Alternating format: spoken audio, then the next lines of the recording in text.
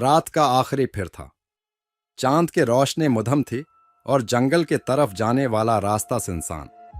کوئی بھی عقلمند انسان ایسی رات کو وہاں جانے کی ہمت نہ کرتا، مگر اشفاق کو کیا خبر تھی کہ اس کا فیصلہ اس کی زندگی کا سب سے بڑا امتحان بن جائے گا۔ اشفاق ایک مشہور تحقیقاتی صحافی تھا۔ اس نے بہت سے خوفناک کہانیاں سنے تھیں، مگر کبھی یقین نہیں کیا۔ لیکن جب اس کے دوست نے اس پرانے قلعے کے بارے میں بتایا جہاں سے رات کے وقت عجیب و غریب آوازیں آتی تھیں، تو اشفاق نے خود وہاں جانے کا فیصلہ کر لیا۔ اشفاق نے اپنی ٹارچ اٹھائی اور اپنی گاڑی کی چابی گھماتے ہوئے بولا، میں ابھی واپس آؤں گا، صرف ایک جھلک دیکھا کر۔ قلعہ جنگل کے وسط میں تھا۔ وہ ایک قدیم عمارت تھی جس کی دیواریں خستہ حال ہو چکی تھیں۔ اشفاق نے گاڑی روک دی اور دروازے کی طرف بڑھا۔ جیسے ہی وہ دروازے کے قریب پہنچا، دروازہ خود بخود کھل گیا۔ اشفاق نے ہچکچاتے ہوئے اندر قدم رکھا۔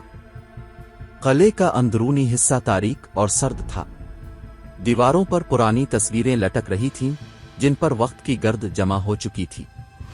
اچانک ایک سرد ہوا کا جھونکا آیا اور اشفاق کے رونگٹے کھڑے ہو گئے۔ کیا یہاں کوئی ہے؟ اشفاق نے بلند آواز میں پوچھا، مگر جواب میں صرف خاموشی تھی۔ وہ ہال کے درمیان میں پہنچا جہاں ایک قدیم جھولا کرسی ہل رہی تھی۔ اچانک کرسی پر ایک سایہ نظر آیا۔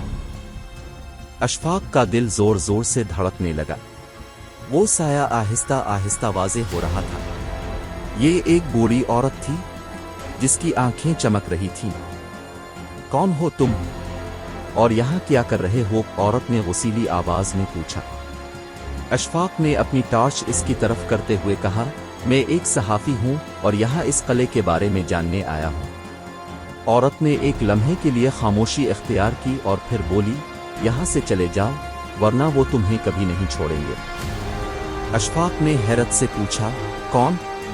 عورت نے اشارہ کیا اور کہا، وہ جو اس قلعے کی رات کے وقت حفاظت کرتے ہیں۔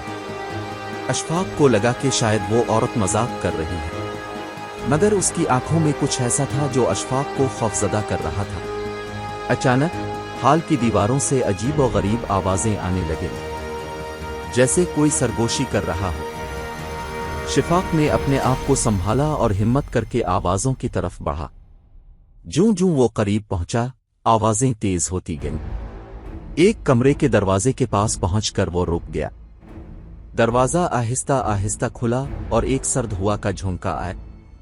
کمرے کے اندر ایک بڑی میز تھی جس پر ایک پرانا کتابچہ پڑا تھا۔ اشفاق نے کتابچہ اٹھایا اور پڑھنے لگا۔ کتابچہ میں قلعے کی تاریخ لکھی تھی، مگر ایک صفحہ پر پہنچ کر اشفاق کا خون جم گیا۔ وہاں لکھا تھا کہ قلعے میں موجود ارواح رات کے وقت زندہ ہو جاتی ہیں اور جو بھی ان کی راہ میں آئے اسے مار دیتی ہیں۔ اچانک اشفاق نے پیچھے موڑ کر دیکھا۔ وہ بوڑھی عورت دروازے پر کھڑی تھی اور اس کے ساتھ کئی سائے بھی تھے۔ وہ سائے آہستہ آہستہ اشفاق کی طرف بڑھنے لگے۔ اشفاق نے کتابچہ پھینکا اور بھاگنے کی کوشش کی، مگر دروازہ بند ہو چکا تھا۔ اس نے دیواروں پر ہاتھ مارنا شروع کیا، مگر سب بے سود۔